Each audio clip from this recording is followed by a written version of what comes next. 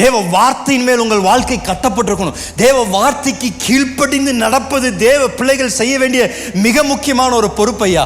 அந்த கீழ்ப்படிதல் அறக்குறையான கீழ்ப்படிதல் இல்லை, 90% கீழ்ப்படிதல் இல்லை, 100% தேவ வார்த்தை இப்படி சொன்னதுன்னா அதன்படி நடப்பேன் என்று ஒப்பு கொடுத்து நடக்கின்ற தேவ பிள்ளைகளுக்கு தான் அந்த தேவனுடைய வார்த்தையின் ஆசீர்வாதத்தை அனுபவிக்கின்றோம்.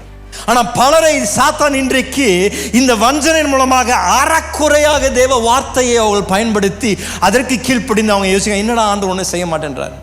ஆனால் அவன் இந்த கலப்படத்தை கொண்டு வந்தனால பலருடைய வாழ்க்கையில் இன்னும் சாபம் நிலைத்திருக்கின்றது.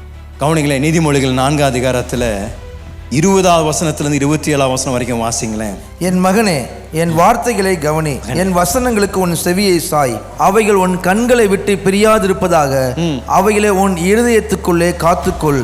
அவைகளை கண்டுபிடிக்கிறவர்களுக்கு அவைகள் ஜீவனும் அவர்கள் உடலுக்கெல்லாம் ஆரோக்கியமாம்.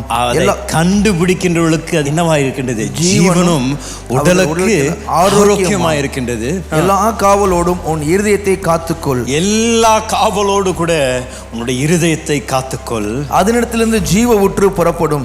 வாயின் தாறுமாறுகளை உன்னை விட்டு அகற்றி உதடுகளின் மாறுபாட்டை உனக்கு தூரப்படுத்து. உன் கண்கள் நேராய் நோக்க கடவுது. உன் கண் இமைகள் உனக்கு முன்னே செவ்வையாய் பார்க்க கடவுது. உன் கால் நடையை சீர்தூக்கி பார்.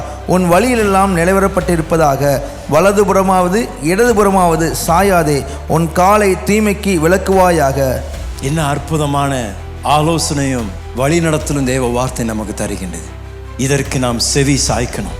இதன் மேல் நம்மளுடைய கவனம் இருக்கணும். அப்போஸ்தலனாகிய யாக்கோபு சொன்னது போல இது ஒரு கண்ணாடி. இந்த கண்ணாடியில் நம்முடைய முகத்தை பார்த்து பின்பதாக இருந்த வண்ணமாகவே இருக்க முடியாது ஐயா. மாற்றங்கள் செய்யணும். இந்த சத்தியத்திற்கு ஏற்ற விதத்தில் நம்முடைய வாழ்க்கையில் மாற்றங்கள் ஏற்படணும். இந்த சத்தியத்திற்கு நாம் ஒத்து வரணும். அந்த சத்தியம் நமக்கு ஒத்து வராது, நாம் அந்த சத்தியத்திற்கு ஒத்து வரணும். நம்முடைய வாழ்க்கையில் அகற்ற வேண்டியது, எடுக்க வேண்டியது, பிடுங்க வேண்டியது பிடுங்கி இந்த சத்தியத்தின் நடக்கும்படியாக ஒவ்வொரு தேவ பிள்ளையும் அதில் கவனத்தை செலுத்தணும். அதான் பவுல் சொல்றாரு, முதலாவது நீங்கள் தேவனுடைய இந்த சர்வாயுத வர்க்கத்தை நீங்கள் அணிந்து கொள்ளும் பொழுது முதலாவது இந்த சத்தியம் தேவ வார்த்தை உங்களை கட்டி எழுப்புவதால் அதுதான் உங்கள் நங்கூரம். அதன் மேலதான் மற்ற எல்லாம் கட்டப்பட்டிருக்கின்றது. இந்த வார்த்தையின் அந்த அறிவு, அதனுடைய வெளிப்பாடு இல்லைன்னா மற்ற எந்த விதத்திலும் நாம் இந்த யுத்தத்தில் செயல்பட முடியாது.